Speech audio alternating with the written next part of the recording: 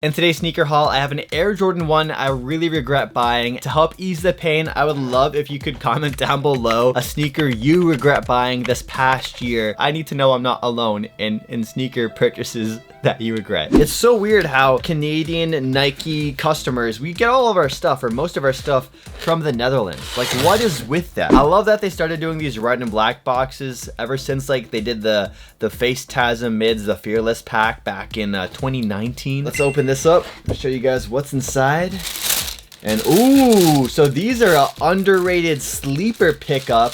I was excited to grab these. I believe are the Chenille Air Jordan 1s. This is a woman's exclusive colorway. This is a shoe I'm surprised has like no resale value at all. Like, these were sitting on the Nike website. I'll get the pair that doesn't have the laces, but it does come with these sort of like cream laces. It's not a pure perfect white, you could say, like a paper white.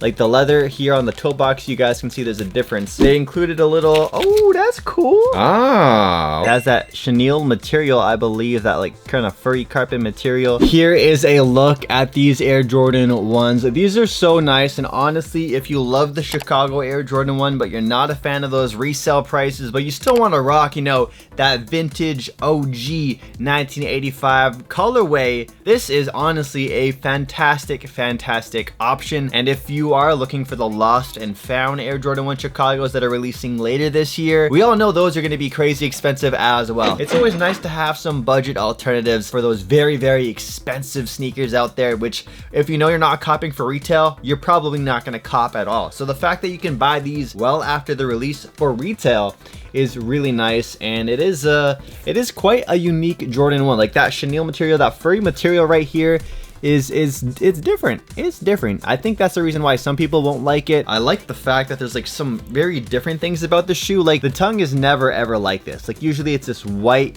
mesh material kind of thing. Like this is not the typical tongue, as you guys know. You also got the Nike Air on the tongue too, which definitely does help. It's the Jordan 1 high. You want the Nike Air. You don't want no Jumpman on it.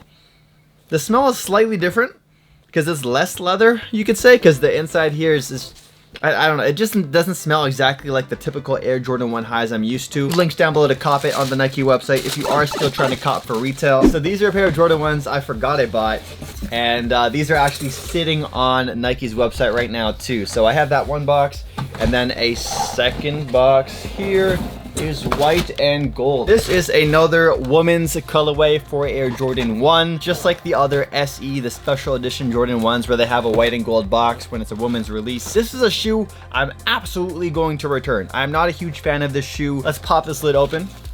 Show you guys what's inside. And oh wow, this is the Air Jordan 1. I don't know if there's a specific nickname for this. We could call these the taxis. Chutney Taxi Black White. That is the code they give us here. Chutney Taxi Black White. And here's a look. Here is a look at the Taxi Mids. So everybody knows about the Taxi 1 highs. Those are so sick. I actually have a pair I unboxed in the last video. You should check it out. So obviously the box is going to be a little bit different. This is a high top, so you get that Nike Air packaging, the nice collectible packaging. It is like night and day. Like, which shoe is better? Like, just look at this. The high top versus the mid top. This is why the mids get a bad rap. There's just some things I don't like about the shoe. Like the color blocking is weird. Like when you actually look at the shoe, the only similarities they share are the silhouette of the Jordan 1 and then the taxi color yellow on the shoe. This shoe, outfits you're gonna do with this are not gonna be the same outfits you're gonna do with this. This is a lot more black and yellow. This has like a nice white to balance it all out. I'm not feeling these too much. The quality is pretty decent. The quality is definitely better than what you would get typically out of an Air Jordan 1 mid, and that's just because it is a special edition or special release. So they put a little bit more effort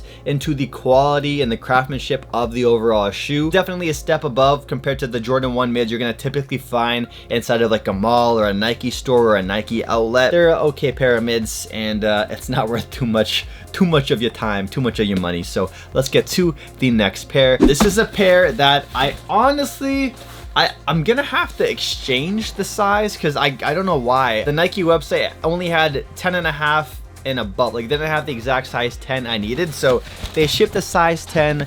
The box is already getting a little goofy. I went back on the Nike website, and these are still readily available in a lot of sizes, including the size 10 they didn't have when I bought them originally. So I will have to try and get a size 10. The box is pretty cool. It's just like the Rebellionaire Air Jordan 1 box that was, I believe, just black and red, but had this cool like 3M or this like print all over the box. Now this is that similar case, but it went for brown. It went for like multiple shades of brown and tan, and the actual brown on the box feels like a regular cardboard box. Like this is like a packing box. They have all this like printed onto it, which is pretty cool. You probably know what it is based off of the box itself. So let's just get that out of the way. Get the paper out of the way. The paper also has some cool little details on it too, just like the box. Pieces. More paper, lots of paper in here, and ooh, okay. I wonder how these are gonna smell. We'll do a smell test in a second. So here we have it, the Vachetta Tan Air Jordan 1 High, and oh my gosh, yo, these are fire. I was on the fence about these at first. These are definitely gonna go down as one of the top underrated Air Jordan 1s. I understand completely why these are sitting. I love this Vachetta Tan look. I've had Vans in the past with this. There's also like other Air Jordan 1s in the past, like the Vachetta Tan Special Air Jordan 1 Highs. This like leather upper right here, all this tan color is supposed to eventually go darker as time goes by, as you wear it more, which is pretty cool. It's a nice little aspect to it. It's not a full leather Air Jordan 1, and that's one thing a lot of people love about Jordan 1s. It's gonna be all leather. This has like this mesh kind of material, like a fabric. It's just like a canvasy fabric actually, for all the black portions on the side panel, on the toe box right there, and also going down the center of the shoe. But yeah, this is definitely like a really good material. I think they used to just contrast the Vachetta Tan. I like the way they have the Wings logo actually like debossed or embossed into the leather right here. Has like a premium kind of feel to it, which is nice. And how's this thing smell? It really, wow, it doesn't smell like an Air Jordan 1 High that I'm used to smelling. It kind of smells more like a pair of Vans or like some Converse. I'm pretty sure it's just because of the leather they use. It's not the typical leather they always use, and it's a lot less leather than they typically use too, because it's all this mesh or whatever this is material. Definitely a sneaker I can see myself wearing a lot in the fall and winter months. Like you guys know, when it comes to the fall months, busting out those wheat Timberlands is always an option. This tan color is kind of like one of those neutral basic colors which go really well with a lot of different outfits for the fall months. Ooh, extra laces. That is new. What the heck? It even has like a box. It's a box that says shoe laces. Usually they just slap on like a little plastic. You guys know what I'm talking about? So I like the fact that they have extra laces in a little box. That's actually a nice little detail. They got purple laces right there.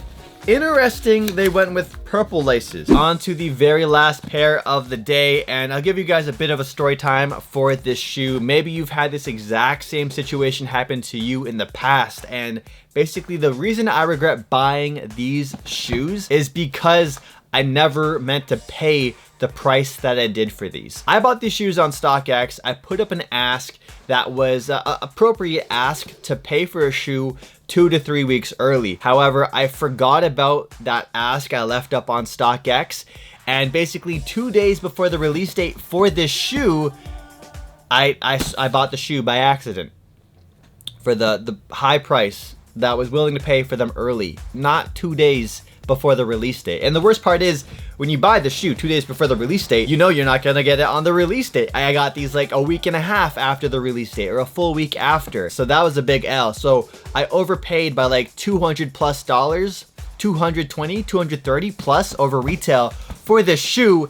And now this shoe is sitting on Nike's website for retail. I just unnecessarily spent a couple $100s. So if you wanted to do your boy a solid and hit that like button down below to help ease the pain, help mitigate the pain. This is just another painful L. I'm never letting this happen again. Like, this is the last time it ever happens again. If I'm putting an ask that's way above retail on StockX, I'm gonna make sure that the ask is like gonna expire at an appropriate time and not just leave it up there. So I feel like a dummy for buying these. I really regret buying these shoes. The shoes are really nice, but when you pay double the retail price for a shoe you didn't need to pay double the retail price for, it's a painful one. But these are still fire. The Starfish Air Jordan 1s. Again, we have a cool tag.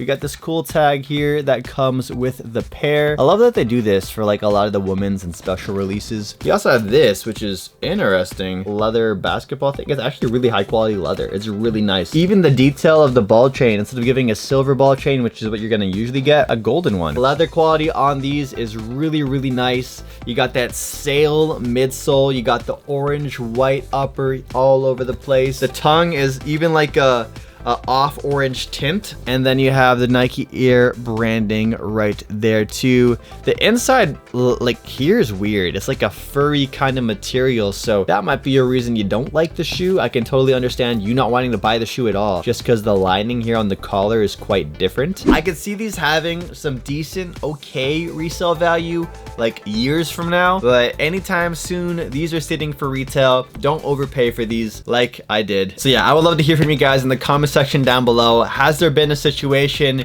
where you overpaid for a shoe and you regret it immensely? I like the shoe, but I paid for basically 2 shoes for the price of 1 when I did it. I really didn't need to. If you like this video, check out the sneaker haul on screen right now. That's my most recent sneaker haul video. And if you want to see some fake bargaining in the Philippines at a marketplace, click on screen to watch that one instead. And I'll catch you guys in the next video. Peace out.